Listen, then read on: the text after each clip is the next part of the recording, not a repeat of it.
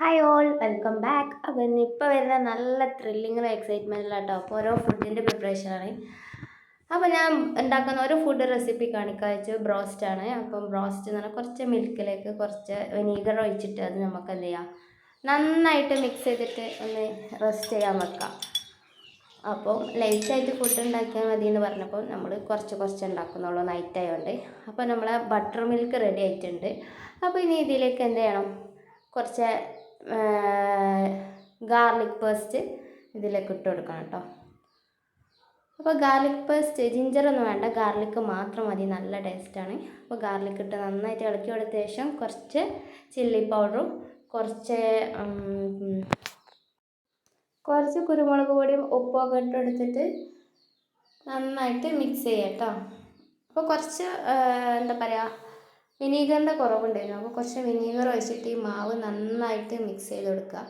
അപ്പോൾ ഇത് നമ്മൾ ഇതിലേക്ക് ചിക്കൻ ഇട്ട് ഓവർനൈറ്റ് വെക്കുന്നോളും അത്രയും ടേസ്റ്റ് കേട്ടോ. നമ്മൾ വെക്കുന്നതിനനുസരിച്ചാണ് അതിൻ്റെ ഉള്ളിലത്തെ ചിക്കൻ ഉണ്ടില്ലേ നല്ല ക്രീമി ആയിട്ട് നിൽക്കും.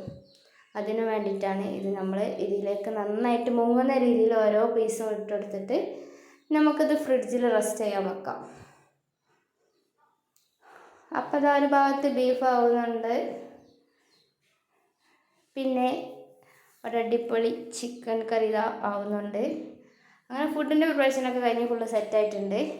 അപ്പോൾ ഈവനിങ് ആയപ്പോൾ എല്ലാവർക്കും വിശക്കൽ തുടങ്ങി. ഇപ്പോൾ വരുന്നതിൻ്റെ മുന്നേ തന്നെ അവരോട് പുഡിങ് പാത്രം കാലിയായിട്ടോ.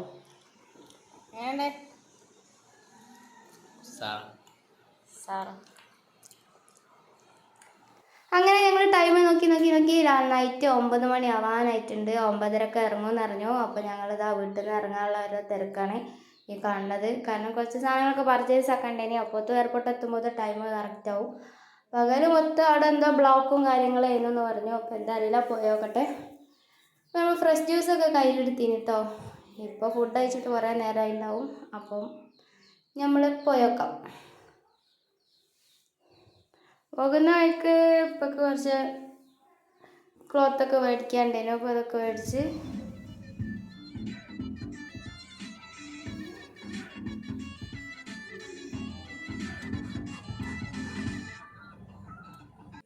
കണ്ടില്ല കൈസോ എടുക്കത്തെ ബ്ലോക്ക് ചെയ്തിട്ടോ.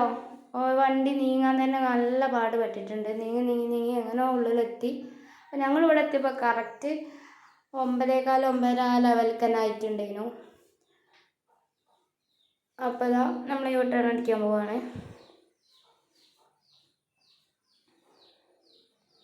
എല്ലാവരും ഇങ്ങനെ പ്രവാസികളെ വെയിറ്റ് ചെയ്തുകൊണ്ട് കേട്ടോ. ഈ ഒരു നിമിഷം എന്ന് പറഞ്ഞാൽ ഭയങ്കര രസമാണല്ലോ. അപ്പോൾ ഇതാ ഇടയിൽ കൂടെ ഇപ്പം ഇങ്ങനെ വരുന്ന കാണുന്നുണ്ട് ഷൂട്ട് ചെയ്യട്ടെ ഗൈസ്. അപ്പോൾ ഞങ്ങൾ ഇപ്പം ഇതാ എത്തിക്കൊണ്ടിരിക്കുന്നു.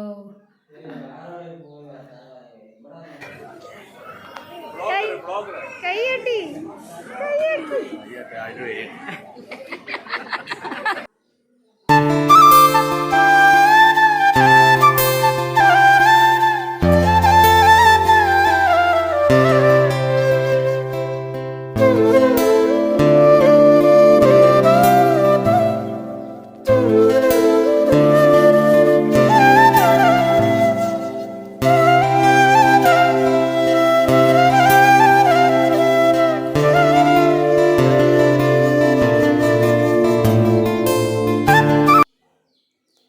ഇപ്പോൾ മക്കളെ കണ്ട സന്തോഷത്തിൽ പെട്ടിയൊക്കെ കണ്ട് താഴെട്ടിട്ടോ. അപ്പോൾ ആൾക്കാർ പറയണ പെട്ടിയൊക്കെ എടുത്ത് മാറ്റുമെന്ന് പറയാനിട്ടോ.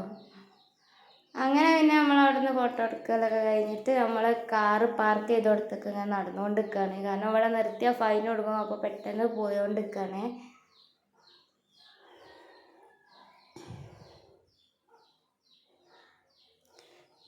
അപ്പോൾ ഇങ്ങനെ ഞങ്ങൾ ഇനി വീട്ടിലേക്ക് മടങ്ങുകയാണ്. അപ്പോൾ ഇപ്പം ഇങ്ങനെ പറയുകൊണ്ടിരിക്കുന്നു എത്ര കാലമായിട്ട് ഇങ്ങനെ പോലെ തുടങ്ങി. ആദ്യം എൻ്റെ ഉപ്പ വന്ന് കൂട്ടാൻ, പിന്നെ അനിയന്മാർ വന്ന് മക്കൾ വലുതായി, മക്കൾ കൂട്ടാൻ വരൽ തുടങ്ങി എന്നൊക്കെ പറഞ്ഞിട്ട് ഇങ്ങനെ നമ്മളിങ്ങനെ വൈബാക്കി ഇങ്ങനെ പോയോണ്ടിരിക്കുക കേട്ടോ.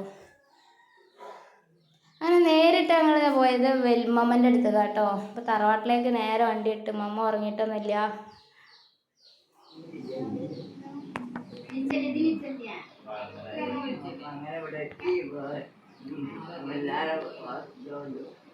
എല്ലാവരും ഭംഗി ഇറങ്ങി ഇവിടെ എത്തി. ചെറിയ എല്ലാവരും പോയിക്കോളൂ. ഒരു വണ്ടി നമ്മളുണ്ട്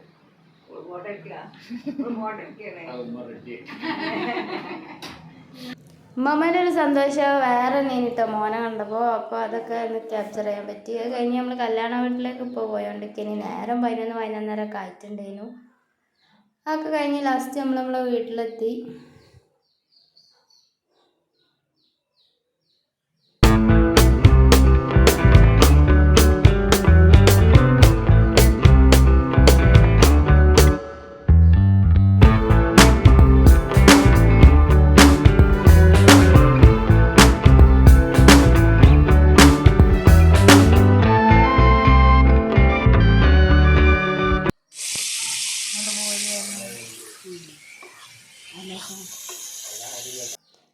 എല്ലാവരും വിശന്ന ഒരു പരിവായിരുന്നു. ടൈം കുറച്ചായിട്ടുണ്ടേനി. അപ്പം ഫുഡൊക്കെ പെട്ടെന്ന് സെർവ് ചെയ്തൊക്കെ സിമ്പിളായിട്ടാണ് ഉണ്ടാക്കിയത്. ഹെവിയായിട്ടൊന്നും ഉണ്ടാക്കിയില്ല. നല്ല ചക്കക്കൂട്ടാനും പത്തിരി, ചപ്പാത്തി, ബ്രോസ്റ്റ് അങ്ങനെ ഐറ്റംസ്. റൈസൊന്നും ഉണ്ടാക്കിയിട്ടില്ല.